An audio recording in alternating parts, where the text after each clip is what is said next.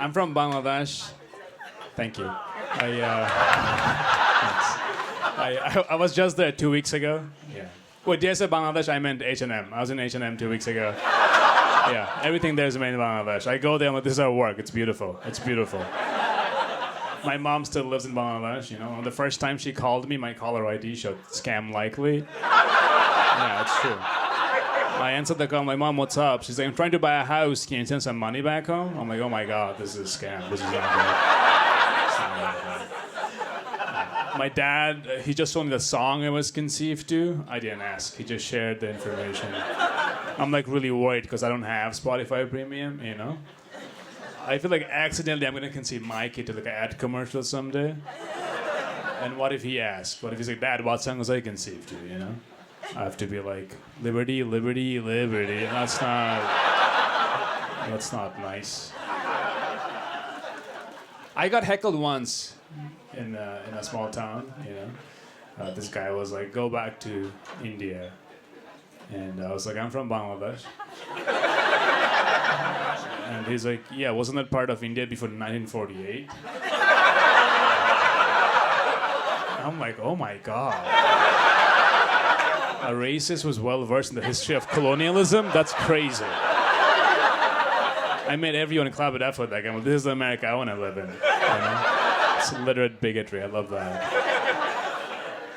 I was complaining about being in America. That's why he heckled, you know? He was like, if you don't like it, you should just go back. And this is the joke I was doing. I was complaining about the abortion laws in Texas, you know?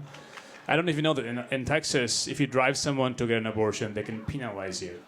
And I think that's kind of crazy, right? Because that means that every time a female friend gets into my car, I'll have to ask. You know?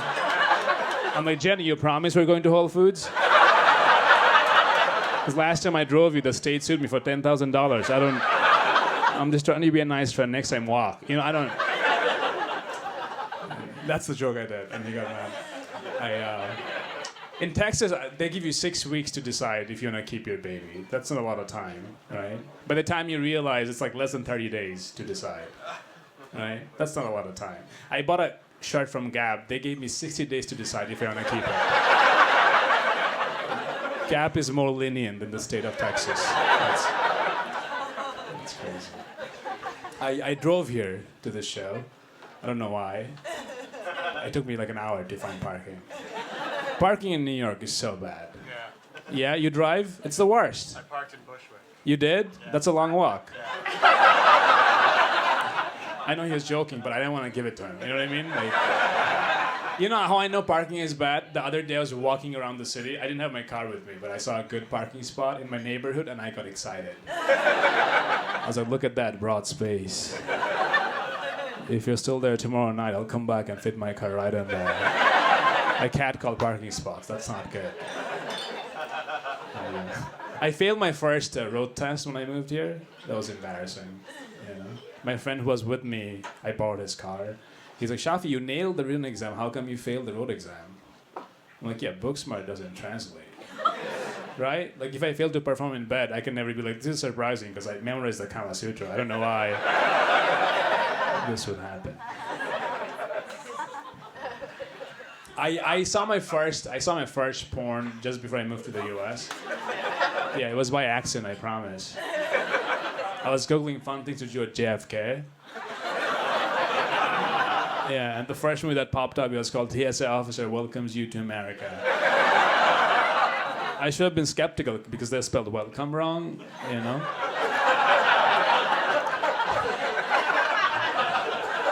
I promise, I arrived at JFK 2 weeks later. I'm standing in line at customs, and this beautiful TSA lady comes up to me, and she's like, Shafi, we need to ask you some questions. Follow me. I was like, oh my God. Was that a documentary? Like, what were you watching? As I was following her, I was replaying the movie in my head, you know? She's about to be like, we found a weapon of mass destruction in our pants. I'm like, what should we do about that? She's like, we need to defuse it. And I go, God bless America. That's the movie. That's the entire movie. I watch a lot of documentaries. You know, documentaries influence who I become. Yeah. I feel like every documentary has like an agenda, you know? Like before and after a documentary, I'm not the same person. You know, I watched Minimalism. You guys seen Minimalism? It's about buying less and shopping less, you know? Before I watched Minimalism, I was like buying a lot and shopping a lot. You know, after I watched Minimalism, I was like, do I even need 2 kidneys? You know, I need to cut back on my needs. I like minimalism because now if I show up to a date and if the girl's like, I thought you'd be way taller, I'm like, I'm a minimalist. Stop growing. I'm like petty when it comes to dating though, you know, every time a girl stops texting me back, I sell her number to a telemarketer. Yeah, me and that guy, he's the telemarketer I sell it to. The guy who walked here from Bushwick, same guy. Thanks, my biggest fan. It's like, I'm the only one who's gonna clap, and that's okay. Are you with your friends? Yes. Yeah. What? All my friends are here. All your friends are here? That's beautiful. You have 3 friends. That's beautiful.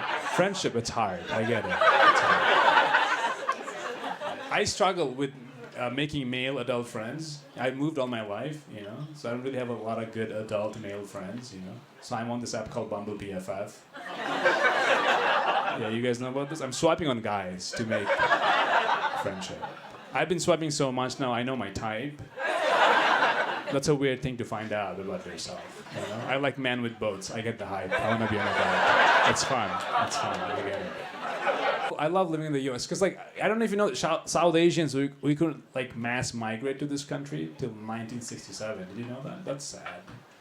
There was like a quota. We couldn't like mass migrate to this country, which means that from 1930s to the 1970s, white kids were winning spelling bees without any competition. That breaks my heart. That's so sad. America is great, though. You know.